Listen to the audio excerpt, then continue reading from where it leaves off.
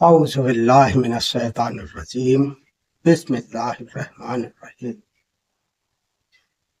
بت پرستی کی حقیقت کیا ہے؟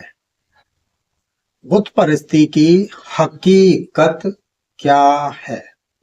حقیقت میں بغیر ایمان کے عبادت بت پرستی کے مانند ہے، یعنی بغیر ایمان کے اس کی عبادت کفر اور شرک ہے، کیونکہ عبادت کے لیے اول ایمان، پھر عمل و ارکان، اور ایمان کا تعلق دل سے ہے، یعنی تصدیق بالقلب،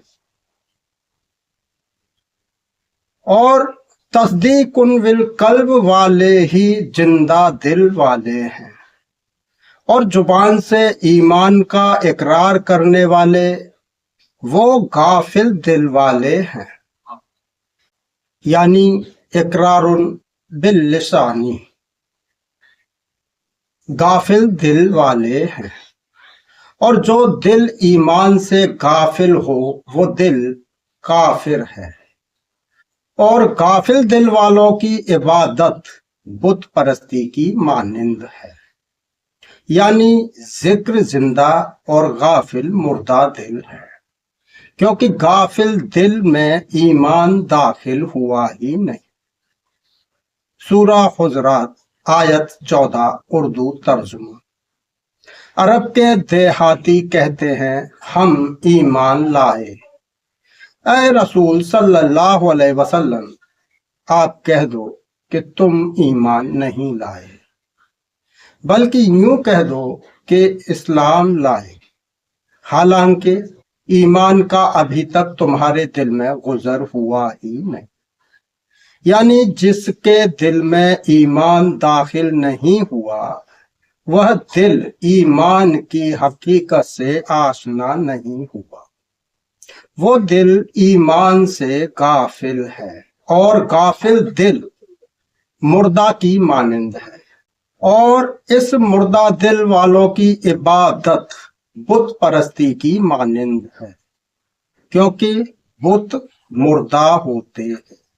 یہ مردوں کی بستی ہے، یہاں بت پرستی ہوتی ہے، پہلے کر اپنے غافل قلب کو زندہ، پھر معبود حق پرستی ہے۔ لا صلاۃ الا بحضور القلب، دل کی حاضری کے بغیر نماز نہیں۔ وہ نماز نہیں اگر دل میں معبود حق موجود نہ ہو، یعنی نماز صرف جسمانی حرکتوں کا نام نہیں ہے، بلکہ دل اور روح کو توجہ کے ساتھ اللہ کی بارگاہ میں کھڑے ہونا ہی اصل نماز ہے۔ اگر دل کہیں اور ہو تو نماز کا حق ادا نہیں ہوتا۔ الا بذکر اللہ تطمئن القلوب، سورہ رعد آیت 28 اردو ترجمہ۔ خبردار، اللہ کے ذکر سے ہی دلوں کو سکون ملتا ہے، یعنی جو ایمان لائے ان کے دل اللہ کے ذکر سے اطمینان حاصل کرتے۔ یاد رہو، اللہ کے ذکر سے ہی دلوں کو سکون حاصل ہوتا ہے۔ علم و ہدایت کیا ہے؟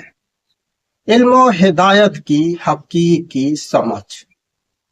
کسی چیز کو سمجھنے کے لیے اس چیز کی زید میں جاننا ضروری ہے، یعنی ہر چیز کے دو پہلو ہوتے ہیں، اور دونوں پہلو کے علم کو جانے بغیر ہم کسی نتیجے پر نہیں پہنچ سکتے۔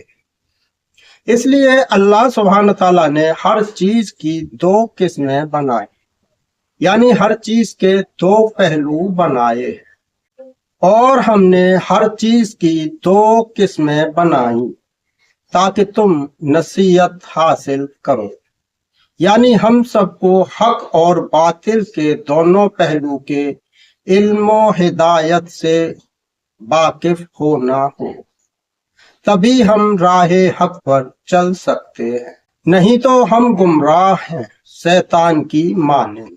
जिस तरह शैतान कुर्ब इलाही में रहकर भी पुतलाए आदम की बातिन से वाकिफ न था, इसलिए कोई पीरो मुर्शिद अपने मुरीदों की बख्शिश नहीं कर सकता, क्योंकि पीरो मुर्शिद एक रहबर है, वो अपने मुरीदों को राह हक की रहबरी करते ताकि उनके मुरीद उस राह हक पर चलकर रब की रजा को हासिल करें, ताकि फजले रब्बी से उनकी बख्शिश हो सके। इल्म तसव्वुफ हजरत सरकार सूफी फुरकानी पीर मद्दे जिल्लहुल आली।